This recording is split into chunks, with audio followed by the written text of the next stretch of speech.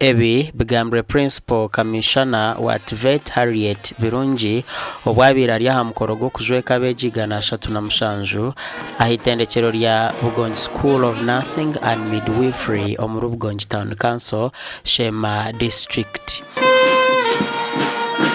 Omubutumwa bwa Minisita Muyingo arabwira abanansi n'abajarisa ngo batayika ha mirimo bakaba bebituga no kwoshayosha hamwe no kugambira kuba barwire. Quality health practitioners with necessary skills to quicken the attainment of Uganda's middle income status economy that foster a good health system. Obutumwa bwa Minisita bushomerwe Principal Commissioner wa TVET Harriet Birungi.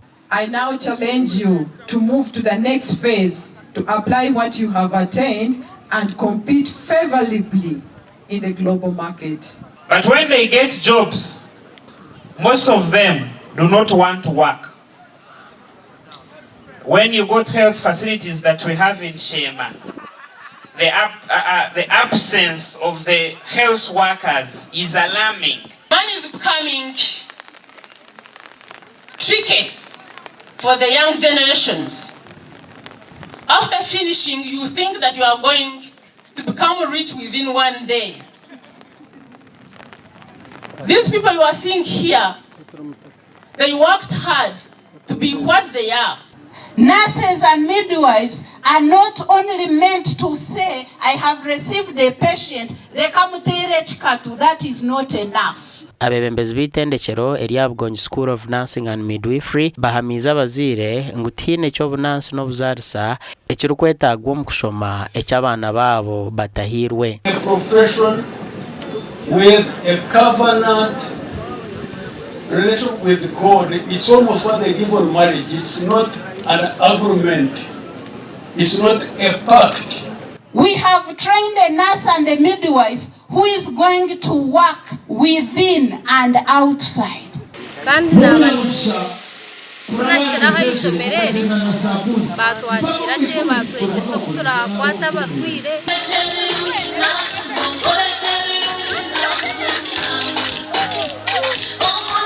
Itendekereri hatera kuzibwe okushomesa diploma ngo habo kuba ebirukwetagisa byona babyine. Omugandi RDC wa Kanungu ajumirira bebembezi b'amashomero abari kupinga program ya government ya patriotism. Mego panda mego so Ebya bigambira ha mukoro gwo kutongoza enkora yo kwekunda no kundi ihanga omu mashomero gatari gamwe na gamwe omu district ya Kanungu.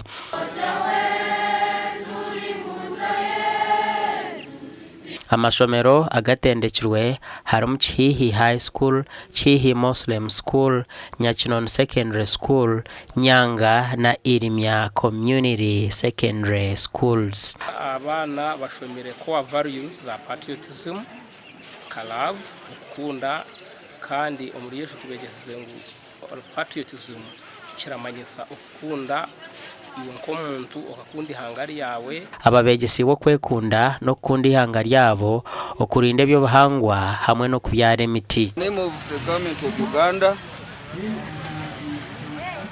and as a gesture of conservation of the environment. Bari passing out Chimuzi Secondary School abana 2 babazwe babatikira abana bashiya ishukuru abana Rwenda nkaga na Mshanzu ba traininga hakada boss ya hayo ya patriotism.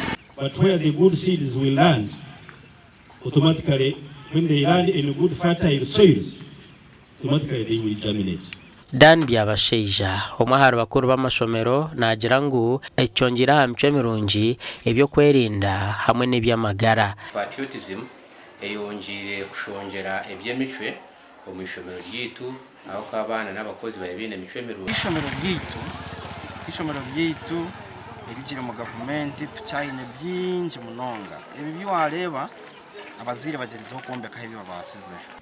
You imagine you talk to a teacher and say, let us train our children in patriotism, instilling them discipline that is holistic, and someone is looking at that as a political program.